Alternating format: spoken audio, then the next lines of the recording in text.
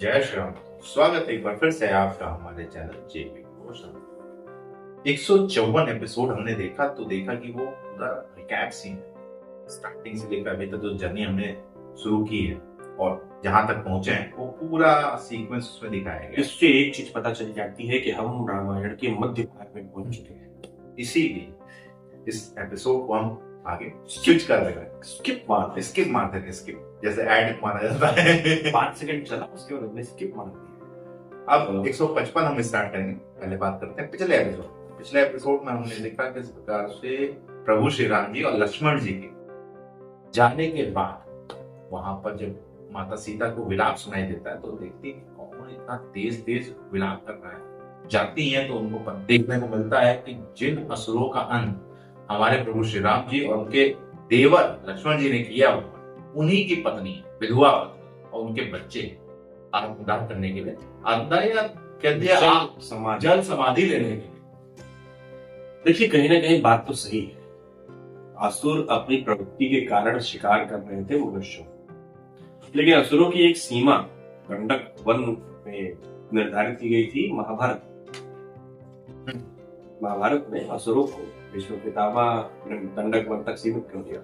यहाँ पे शायद मेरे ख्याल से दक्षिणी क्षेत्र हो गया, श्रीलंका हो गया, हो सकता है कुछ वहां तक रहना इधर, तो सीमाएं शायद लांग गए हैं असुर, इसीलिए इस प्रकार की घटनाएं हो रही। सबसे बड़ी बात है मुनियों की हत्या, ज्ञान की। जब ज्ञान और ज्ञान प्रसार में दिक्कत होती है तो आगे की पीढ़ियां खराब हो जाती हैं। फिलहाल शुरू करते हैं एपिसोड 155 पार्ट 1।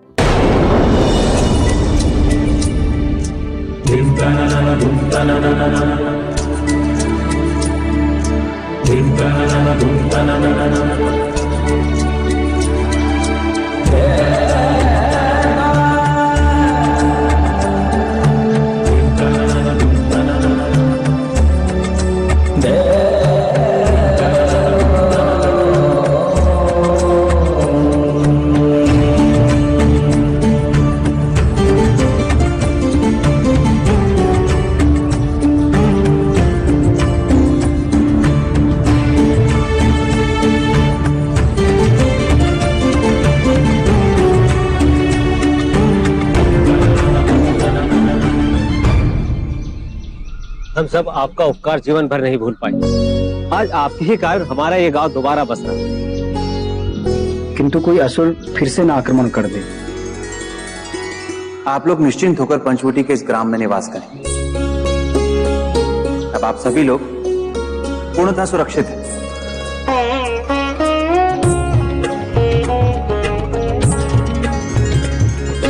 लक्ष्मण, ये सभी ग्रामवासी अपने घर लौटकर कितने प्रसन्न हैं। हम सौभाग्यशाली, इनकी प्रसन्नता में हम भागी। जी भैया। किंतु इनकी प्रसन्नता का मूल कोई और चुका रहा है।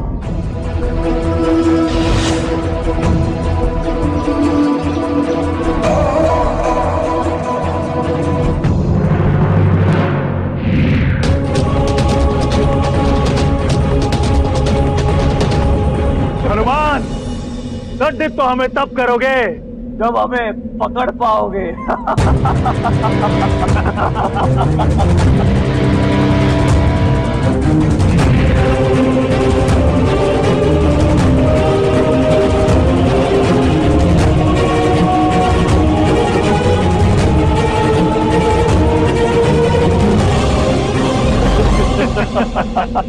क्या हुआ पवन सुत हनुमान की गति को?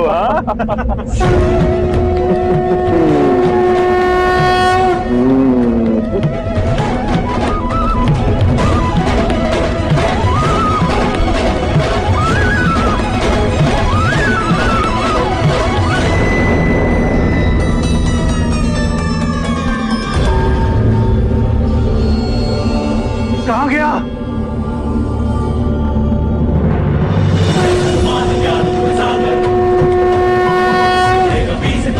उजागर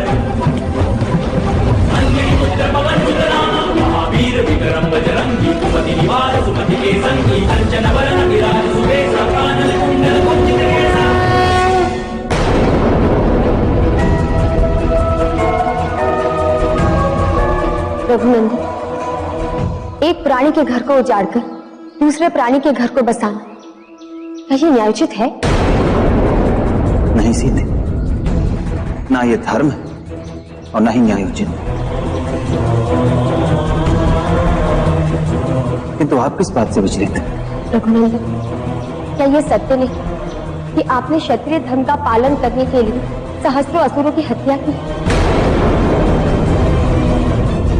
और ये सब करने में क्या हमने कभी सोचा है कि हमने कितने घर उजाड़ दिए? परंतु भाभी, उन असुरों के साथ वही हुआ है जो उन्होंने निर्दोष ग्रामवासियों और ऋषि मुनियों के साथ किया था।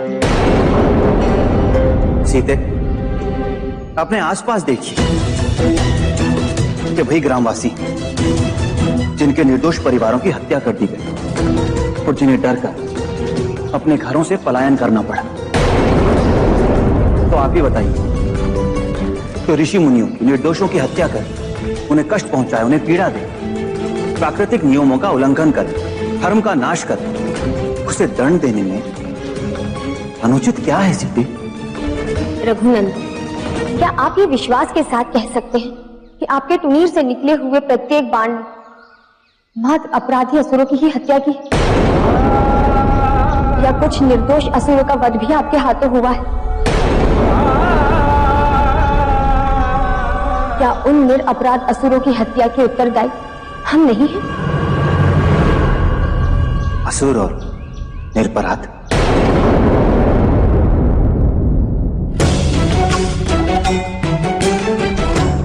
ये तो सामने आ गया, अब क्या करें? मूर्खो, प्राणी जब सिंह के सामने आ जाता है तो प्राणी कुछ नहीं करता, जो करता है वो सिंह ही करता है।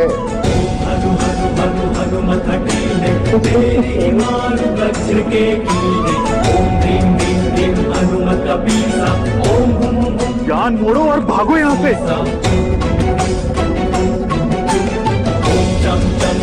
चपल चिरंता ओम हनु हनु हनु हनुमंता ओम हम हाथ देते कभी चंचल ओम सम सम सहमी पराने खलदल जय हनुमान वीर हनुमान जय वीर हनुमान जय वीर हनुमान। अरे केतु, ये तो बहुत पीट रहा है, अब क्या करें? लगता है हनुमान के सामने आकर हमने बहुत बड़ी भूल की है। भूल तो तब करते जब हमारे सामने पिटने के अतिरिक्त विकल्प होता। यहाँ हनुमान पीट रहा है, नहीं आते तो वहां मेघनाथ पीटता। हनुमान से बचने का अब ही रास्ता है। पता लोग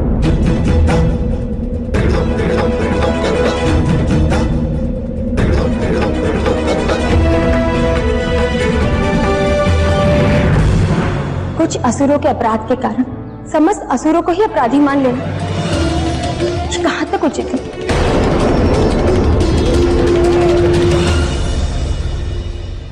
आपकी बातें किस और इंगित कर रही? मैं समझ नहीं पा रहा सीधे। रघुनंदन, ये आवश्यक नहीं कि सारे असुर एक जैसे ही हों। इतिहास साक्षी है कि इसी संसार में बालक प्रहलाद से लेकर राजा बलि तक न जाने कितने ऐसे धर्मात्मा असुर हुए हैं जिन्होंने अपने शुभ कार्यों से इस संसार में धर्म की ही स्थापना की है। फिर सभी असुरों को एक समान समझकर सबका वध कर दें, कहां तक उचित? निसंदेह सत्य कहा आपने सीधे, किंतु हमने जो भी किया उसमें संसार के लिए केवल शुभ और कल्याणकारी उद्देश्य ही निहित था। संसार में धर्म और मर्यादा की स्थापना के लिए हमने अपने क्षत्रिय धर्म का पालन किया है सीधे। किसी स्त्री का सुहाग उजाड़ने में, छोटे छोटे बालकों को अनाथ करने में कौन सी मर्यादा, कौन से धर्म की स्थापना होती है रघुनंदन? सीते,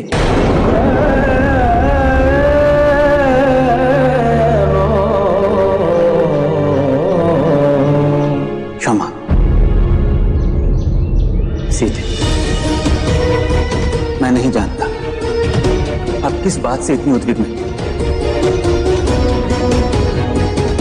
किंतु जब एक विशाल वृक्ष धरती पर गिरता है तो धरती हिलती है और ये एक सामान्य प्राकृतिक नियम है। उसी प्रकार यदि किसी परिवार का, किसी कुटुंब का कोई व्यक्ति अपराध करता है तो उसकी प्रतिक्रिया स्वरूप उसके परिवार को किसी न किसी रूप में उसके दुष्कर्मों का फल भुगतना ही पड़ता है।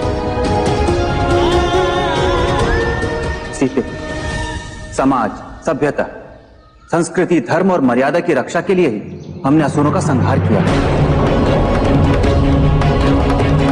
और ऐसा करके मुझे नहीं लगता कि हमने किसी भी तरह से कोई अपराध किया है। सीते,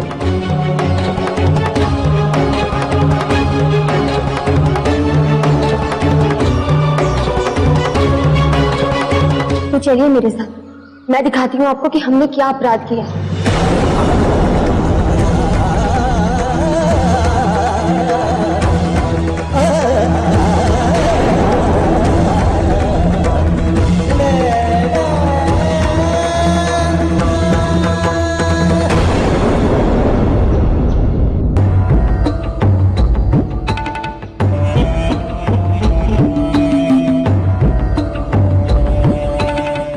बता मायावी, बोलो भाई धुंधुबी।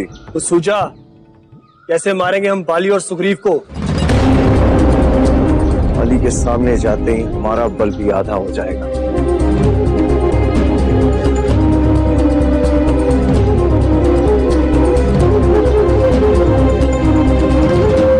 मिल गया। राहु केतु भागने के प्रयास कर रहे थे, लेकिन भागते भागते फंस गए, क्योंकि हनुमान जी उनके जस्ट सामने ही आ गए और जिस तरीके से उन्होंने गदा पे गदा दिया है। याद आ गया बचपन, हमको याद आ गया शनि सीरियल। लास्ट में वो यही कहे कि करते भी क्या हम लोग, वहां रहते तो मेघनाथ जी मारते ऐसे, मार तो खाना नियति है हमारी। तो अब पाताल लोग भाग चले, तो गए पाताल लोग छुपने के लिए। देखते बजरंगबली इनके पीछे कहां तक गए। बजरंगबली की तो कोई सीमा है नहीं, उनके लिए तो कोई सीमा नहीं। अच्छा, दूसरी तरफ हम लोगों ने देखा कि किस प्रकार से माता सीता जी ने एक विरोधाभास प्रस्तुत कर रखा है प्रभु श्री राम को।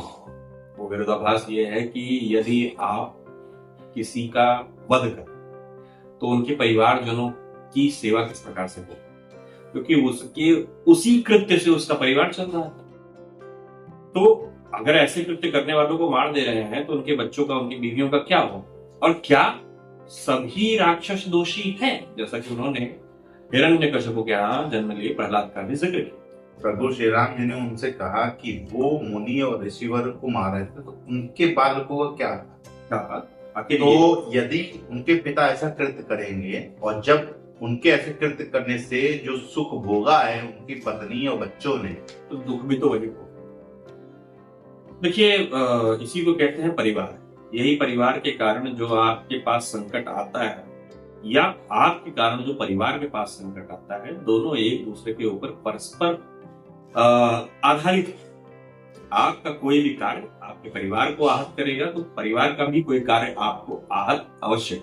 माता सीता ने बात तो सत्य कही है। उन्होंने ये भी कहा है कि आप जिन असुरों का वध करते हैं, क्या उनके साथ के असुर भी गलत थे? क्या आप उस बात का जो है श्योरिटी हो?